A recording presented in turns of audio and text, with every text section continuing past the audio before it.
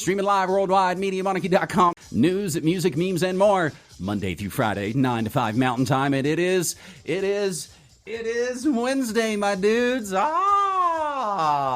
Delicious, nutritious, Bob Will style Wednesday. Little food, little country. We call it food world order. And you are already soaking with Madge on your delicious, nutritious, indispensable morning monarchy food world order style. I got fresh food, health, and environment news for you over this next hour that they would talk about if they weren't rotten to their GMO transgenic core. But you got to balance that out. It just can't be food doom all the time.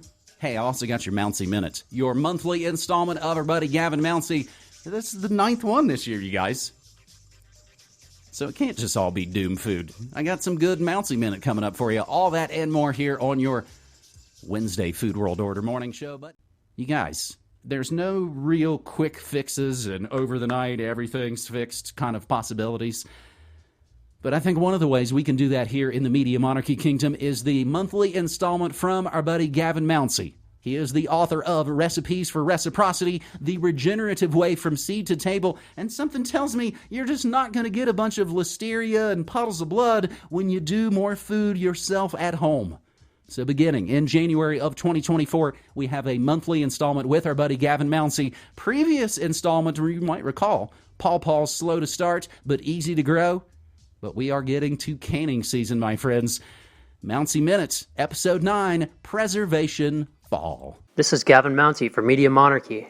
I'm author of Recipes for Reciprocity, The Regenerative Way from Seed to Table, and this is the Mounsey Minute. The pawpaw moon is upon us. September is here, and that means the garden and the farmers markets are overflowing with tomatoes, peppers, root vegetables, and all kinds of abundance. So this month we're going to be talking about preserving our food through the winter. I'll start by doing a list of the different methods of preserving food that I've used, go through their pros and cons as a comparison, and then throw in a little permaculture twist at the end. Today we're going to be talking about 5 different kinds of food preservation.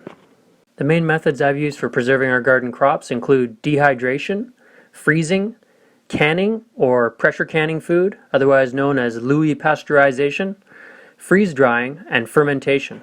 The benefits of dehydration is that you can use really low-tech dehydration methods such as air drying or sun drying for some foods, and if you use a dehydration machine, they're pretty cheap. The downside is that you're only preserving about 60% of most nutrients with dehydrated food, and it only lasts up to 4 years for some crops. The benefits of freezing food is convenience, and it's not super expensive to buy a freezer. So when you get some food out of the garden, you can freeze it in bags, you can have it until you want to process it in a different way, or you can make a full meal and freeze it in bags and preserve it up to 2 years. It preserves about half of the nutrients for some things. But the downside is that you're totally dependent on the grid unless you got a hardcore off-grid power production system. So when that grid goes down, you could lose all that food in your freezer, and that's a huge loss.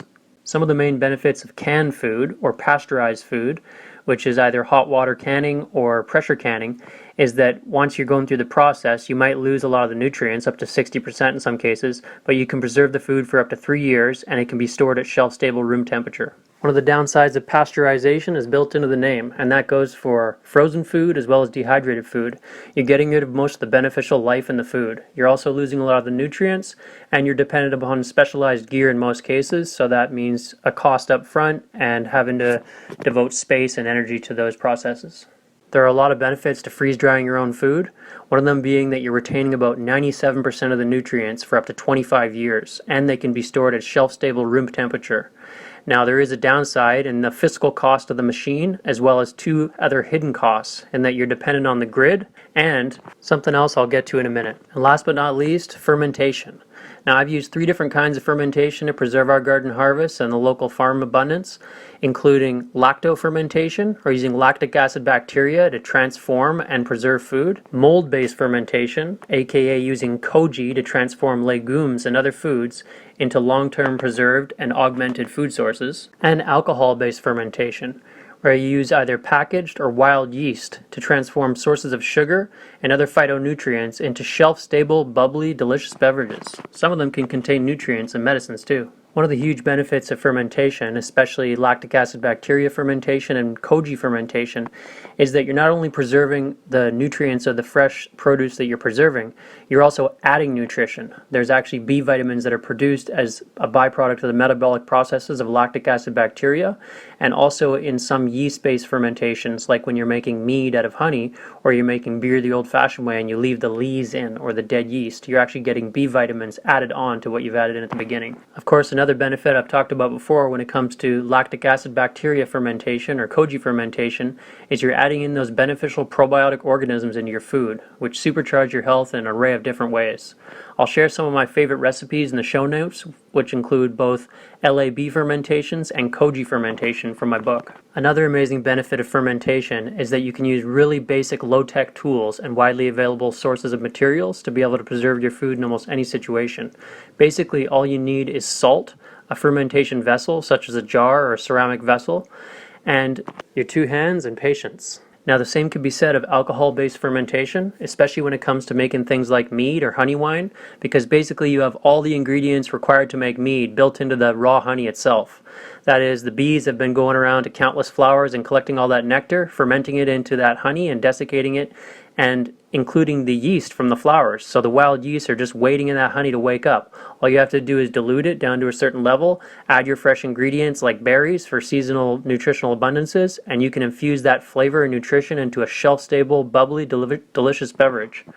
I'll share my recipe from Recipes for Reciprocity for homemade mead. I ended up cutting out the mead recipe from the final cut because I was donating some copies to schools, and I didn't think mead was very conducive to the school situation. And now for the permaculture twist on food preservation. I was watching a Derek Jensen interview, and he was talking about how it's not that the indigenous people of Turtle Island were too stupid to invent refrigerators.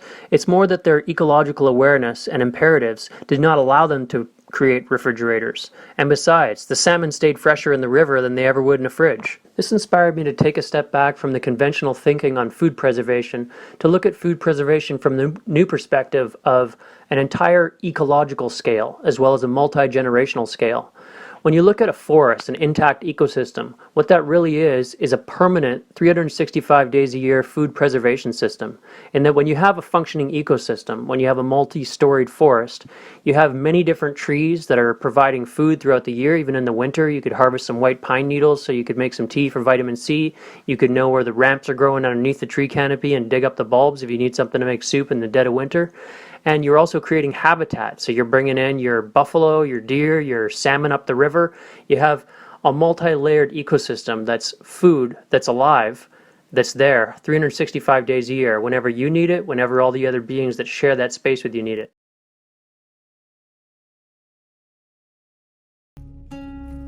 Much of what's called regenerative agriculture has been practiced by indigenous people for generations.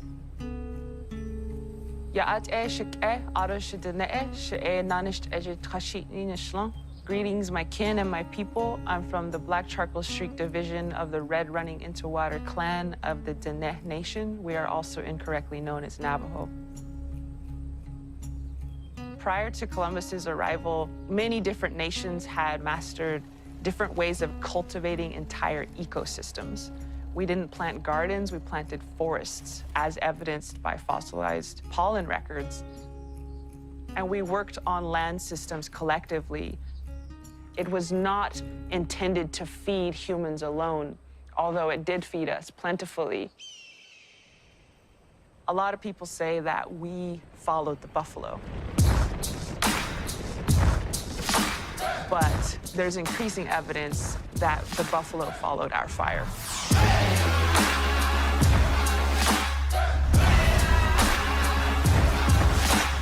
Because in the wake of indigenous fire comes what?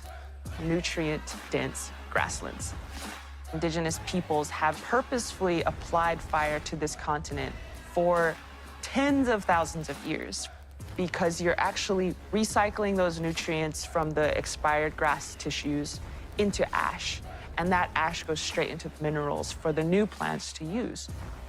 So you had your nut and your mast food source, and then you had open savanna, which would attract your protein relatives, which were deer, elk, and other ungulates. A lot of indigenous regenerative praxis is about creating a home for your food so that your food comes to you. It's about creating habitat. Now, Derek Jensen can sometimes come off as a little bit of a misanthropic guy. He's a little bit doom and gloom, and I'm not really down with that part, but I will say that he offers some really astute observations and astute critiques of the trajectory of industrial civilization when paired with statism, and how certain technologies lend themselves towards a trajectory towards technocracy and totalitarianism, especially those kinds of technologies that require mining. Now, what this looks like in practical terms is when you plant a pollinator garden, what you're really doing is you're creating a sanctuary for pollinators that are going to make sure that in the future, yourself and future generations are going to be able to have access to good food. When you start to plant the seeds for a food forest, you start to create a self-perpetuating multi-layered ecosystem in which not only yourself, but countless other beings are fed, and you can have access to food 365 days of the year without any need for technology. One of the ways I love to stack functions with regenerative gardening and food forest design with preserving food is dehydrating seeds that can also serve as food. Now, this is the case with things like legumes, with amaranth seed, and with squash seeds. So you can save these seeds in large quantities and you have seeds for next year to grow a crop, and you could also eat them if need be. Which brings me to what I'll be talking about next month, which is seed saving. Okay, that's it for me this month, guys. I hope you get out there and preserve some of the seasonal abundance, whether it's in the garden, the forest, or from the farmer's market. It's always worth it taking the time so you can make sure you have enough for the winter and learn those skills for the future that are going to help you build resilience. I'll share a few of my favorite recipes in the show notes that are a great place to start so you can build the skills for food sovereignty. Happy preserving, everyone.